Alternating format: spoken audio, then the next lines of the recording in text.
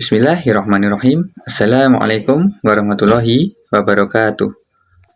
Pada kesempatan kali ini, izinkan saya untuk memperkenalkan diri. Nama saya Ferry Nurwahyudi dengan NIM 222111074. Pada video kali ini, saya akan menjelaskan mengenai bagian atau jenis-jenis hukum pidana, yang mana tujuan video ini dibuat untuk memenuhi tugas ulangan tengah semester mata kuliah hukum pidana. Langsung saja ya, kita masuk dalam pembahasannya. Pembagian atau jenis-jenis hukum pidana itu terbagi menjadi 6. Yang pertama itu ada hukum pidana material dan hukum pidana formil. Hukum material dan hukum formil jelas berbeda. Yang mana hukum material ini adalah hukum yang mengatur antara subjek hukum, sedangkan hukum formil itu hukum yang mengatur atau menegakkan hukum material. Langsung ke pengertiannya, hukum pidana material adalah aturan hukum pidana yang berisi ketentuan-ketentuan tentang larangan dan keharusan, berisi tentang syarat-syarat menjatuhkan pidana dan memuat sanksi pidana. Sebagai contoh, Kitab Undang-Undang Hukum Pidana atau KUHP. Terus selanjutnya, hukum pidana formil itu adalah hukum pidana yang berisi ketentuan bagaimana negara melalui alat perlengkapan seperti polisi, jaksa, dan hakim melaksanakan haknya untuk menjatuhkan sanksi pidana kepada mereka yang melakukan pelanggaran ketentuan hukum pidana material.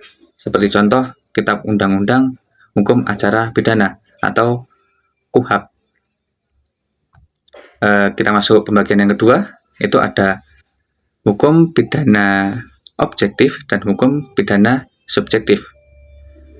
Secara pengertian, hukum pidana objektif itu adalah peraturan yang mengandung larangan, keharusan, dan sanksi pidana bagi yang melanggar larangan dan keharusan tersebut. Dalam hukum pidana objektif itu sendiri terdiri dari hukum pidana material dan hukum pidana formil.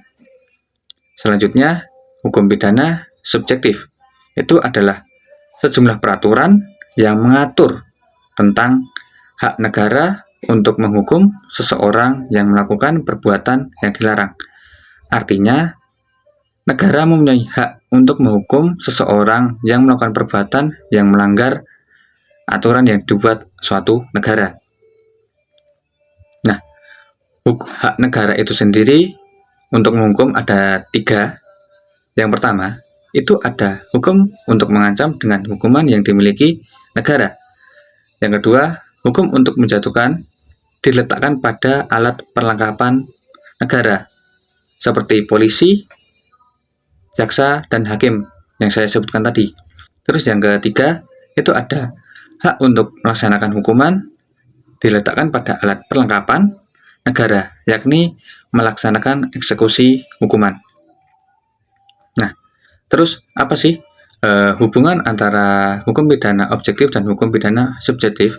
Hubungannya adalah ius puniendi atau subjektif itu harus berdasarkan ius poenale.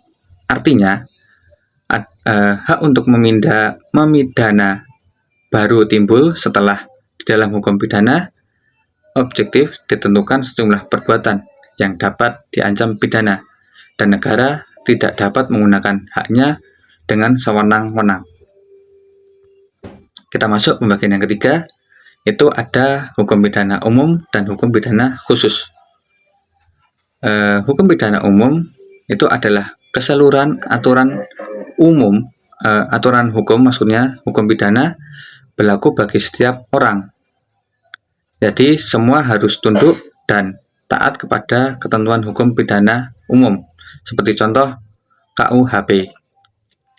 Selanjutnya, hukum pidana khusus itu adalah keseluruhan aturan hukum pidana hanya berlaku bagi sekelompok orang tertentu, Seperti contoh, kalau anggota militer itu melakukan suatu perbuatan yang melanggar hukum, itu dikenakan hukum pidana militer. Terus masuk dalam pembahasan yang keempat, itu ada hukum pidana terkodifikasi dan hukum pidana tidak terkodifikasi.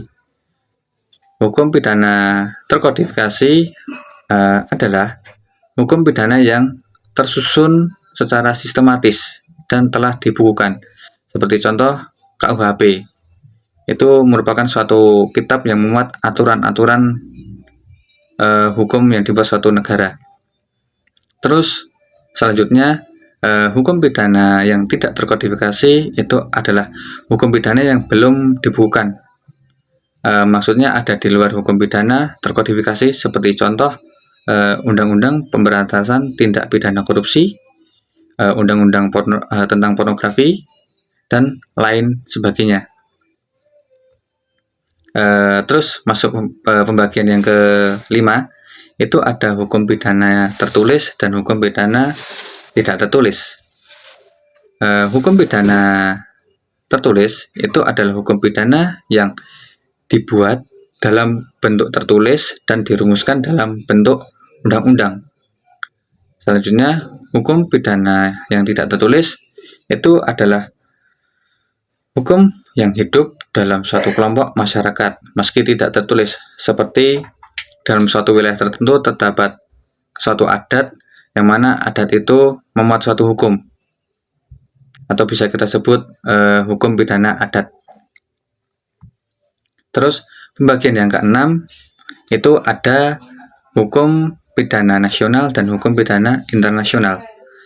Hukum pidana nasional adalah hukum pidana yang berlaku di suatu tempat, artinya hanya berlaku pada satu negara tertentu atau di suatu negara tertentu.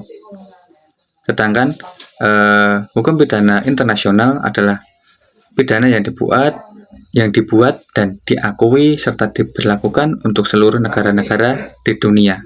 Artinya berlaku untuk seluruh negara dan tidak berlaku untuk satu negara.